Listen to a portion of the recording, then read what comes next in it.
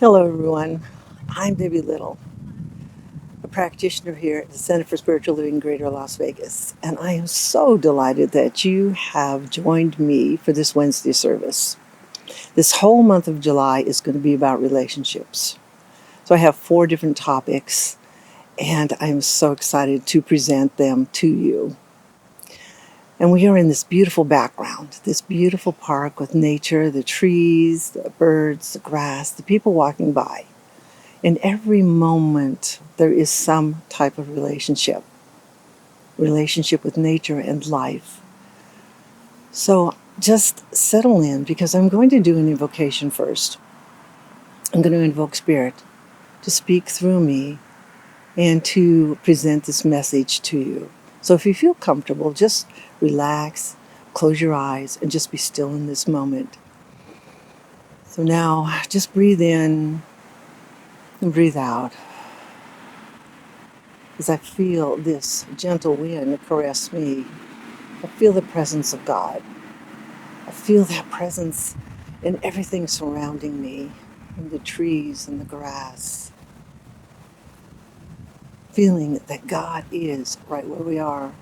And in every relationship, be with it nature, your family, a coworker, a friend. We are all relating to each other in this interaction of life. So in this moment, just feeling this presence right here and right now with the background noise, but it's all beautiful. And it all comes together in this one moment, this present moment. So right here and right now, I just am so grateful for this time to be able to bring our community together in this one unified voice.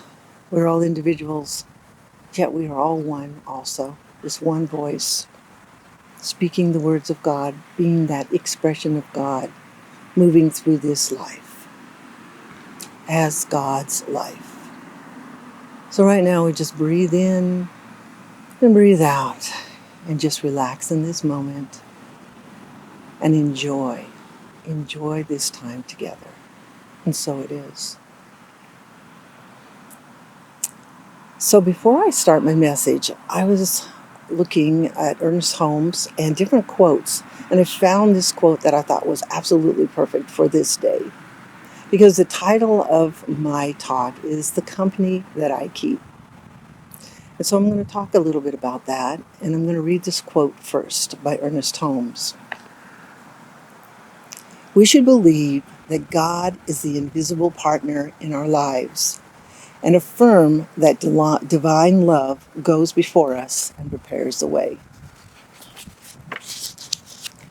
And that is the truth. Sometimes we just believe it's me and you having this interaction.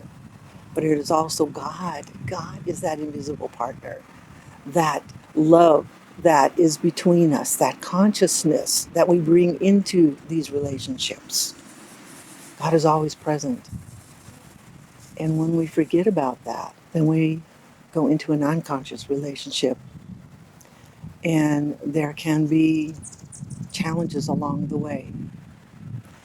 And I remember once when I was having relationship problems and maybe self-love difficulties, I asked a friend, and I said, what is the highest relationship that I could have? And he looked at me and he said, think about it for a while, Debbie. What do you think is the highest relationship? Is it with another person? Who is it with? And I hesitated for a moment, but I really knew what it was. The relationship is with God first. That is the most important relationship, that divine love. And if we don't take the time to sit with that relationship, to sit in the stillness, be present, and be quiet, then how are we ever going to have a relationship with somebody else? Because that divine, that guide, that divine intelligence is what we are seeking. But we don't have to look outside ourselves for that, because it is within us. That divine love is already there. And we are willing and able to share it with others. When we realize that that is the first relationship ever, that the greatest relationship of all. And then I thought, well, what would be the second relationship that I should have? With my family? But then I thought, no, wait a minute. The relationship that I have with myself is one of the most important things, because I have that deep relationship with God, but now I need that relationship with myself to finally realize how important I am. And if I can't enjoy my own company, the company that I keep with myself, then how am I going to enjoy that with somebody else? I have to first cultivate that relationship, that self-love in myself, that time alone to be with myself, to be able to enjoy somebody else's company. So do I enjoy the company that I keep with myself? It took a long time to realize that I did. I would go for long walks by myself. I would cook for myself and sit down and be present. I would do all these different things and going out and just being by myself and just sitting, having a cup of coffee and sitting there and just looking all around me. And I began to enjoy who I was. There was no restlessness. There was just a sense of peace within myself. And so I thought about relationships. And I've had many unconscious relationships that didn't last for very long. And I've had some very beautiful relationships with coworkers, with friends, with family. And I thought about, well, what is the other ingredient in this type of relationship that I could feel comfortable in? And I was listening to Eckhart Tolle, and he had this beautiful presentation on being present in a relationship. He said a lot of the times we go seeking in a relationship in this unconsciousness, and we're seeking something from this other person. We want them to complete me in that relationship. We're seeking something from them to feel good about ourselves because we don't feel complete in ourselves. And after a while, that relationship will be doomed because it can't last in that existence. So he was talking about the present moment, that transcending into that conscious present moment with a person where you don't seek anything, but you are totally present. And I thought, well, what could I do? What greatest gift can I give a person if I'm in a relationship with them? And that is just listening and being present and kind of deleting any outrageous thoughts that I have in my head, wanting to step over that and step over that person's when they're talking to me. So being totally present brings that light of consciousness into a relationship where it feels so free that there's nothing outside of it that can distract from it. And I was thinking, well, what in my life had that present moment interaction? And I thought about one night that I was in a restaurant and I was just sitting at the bar, and there was this man sitting next to me. I didn't know him, and he was an attractive person, but that didn't even play into the scenario. I didn't self-consciously think about myself. Oh, am I good enough? Could this be a date? No, this was something that I was relating to with this person. I wasn't seeking anything. And all of a sudden, organically, we had this conversation. He used to be a bodyguard for celebrities. And so he had met a lot of important people. And we started talking. And it felt so easy, like it was a flow of life and an interaction. And we started to enjoy each other's company because he grew up here in Las Vegas and I grew up here. And there were so many things that we shared in common And we laughed about it and we reminisced. And it was so nice not to want something from another person, but just to enjoy and interact with this person. And it was really refreshing. And he was eating his hamburger, or whatever. And sometimes, we're hesitant to touch somebody and think, oh, well, they'll think I'm trying to come on to them or something. But he had this like bun on his face, a piece of, food. And I just reached over and I touched him and I wiped it off. And it was just so easy. It was just a flow. And he just smiled at me. And we ended the conversation. And it felt like we had known each other forever. And I was so grateful that I could be present in that moment, not wanting anything from this person. And we said our goodbyes and he left. But that was being in the present moment. That was just enjoying each other's company. And that's what relationships, we can say, if you go out on, with somebody, well, would you go out and just have dinner with me? And then you know what the ego does? It says, oh, is this a date? No, it doesn't have to be a date because that's ego speaking. It is just having a meal with somebody to enjoy their company. And then sometimes the ego, we say, oh my gosh, will this have a future for me? And Eckhart Tolle would say, no, because there is no future. There's only the present moment. If we just go off into this futuristic, expectations, then we've lost it. We are going off and not listening to this person and not enjoying being present. So my, thoughts about this is, and I never realized, I've had so many different relationships where I wasn't present with coworkers or present with different relationships with my family and that. But I seek out and search for different ideas on how to relate to people. And I was so grateful that I found Eckhart Tolle's conversation. And so being present means being still, being quiet, not seeking anything because, well, we don't have to seek anything because we have everything that we need right here within us. We have that love to share. We have that love to give. But we have to love ourselves first. And we have to have that relationship with that divine, invisible intelligence within us. I would like to end this message with a poem that I wrote. So I want to share it with you, and it's called The Company That I Keep. Out of the shadows of loneliness and despair, I formed a formless idea.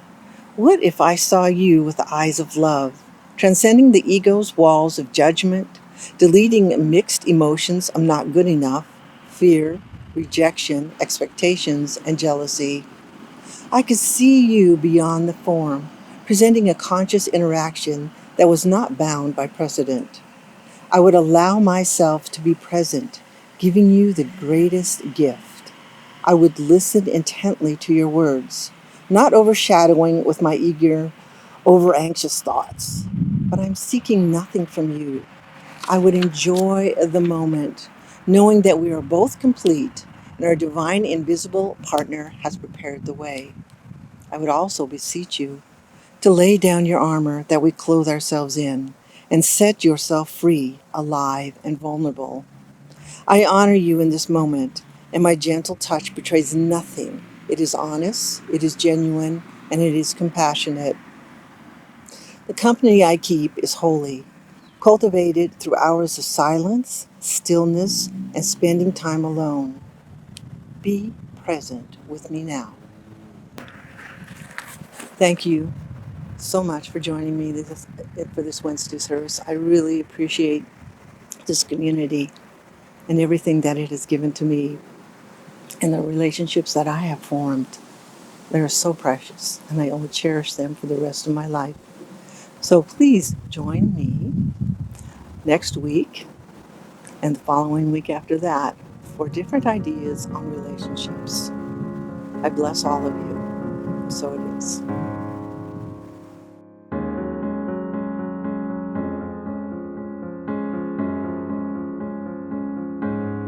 Where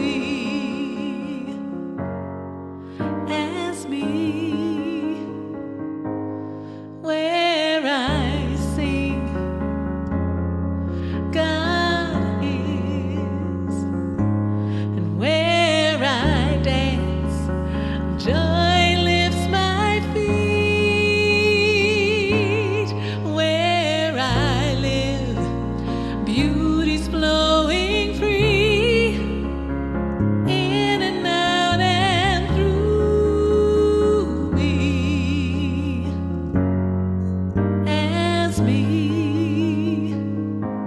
And where I doubt, God is the faith in me. And where I cry, God is the comfort there. And where I seek, God is the answer, here and now, forever and ever and ever. Where I speak, truth is, and where I work, love is my career. And where I play, God is playing boldly, in and out and through me, as me.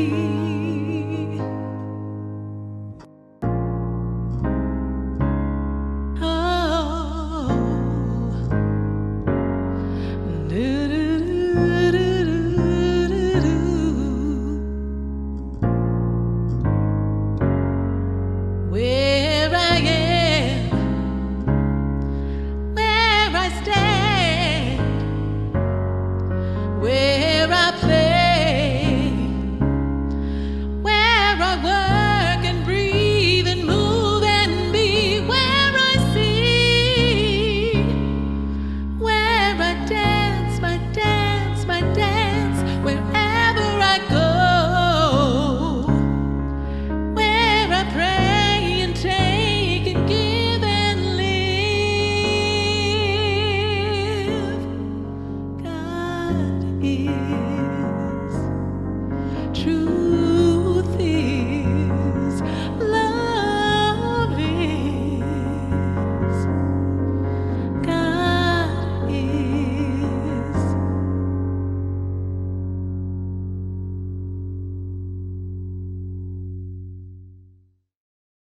Here at Center for Spiritual Living Greater Las Vegas, we are a mission and vision-driven community. We offer transformative educational opportunities, deep and meaningful moments of connection, uplifting Wednesday and Sunday services. We greatly appreciate your contributions that support the amazing work we're doing here in Southern Nevada. We have several easy ways you can contribute. We have text to give. Simply text the amount of your donation to our text to give number, and you'll be prompted to enter your information. There's a link to our online donation page posted below this video where you can contribute by debit or credit card.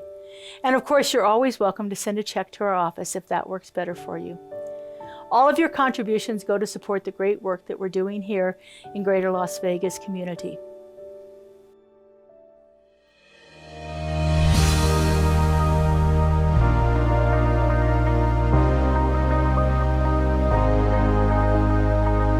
The monthly publication, Science of Mind magazine, is a treasure to be read and contemplated.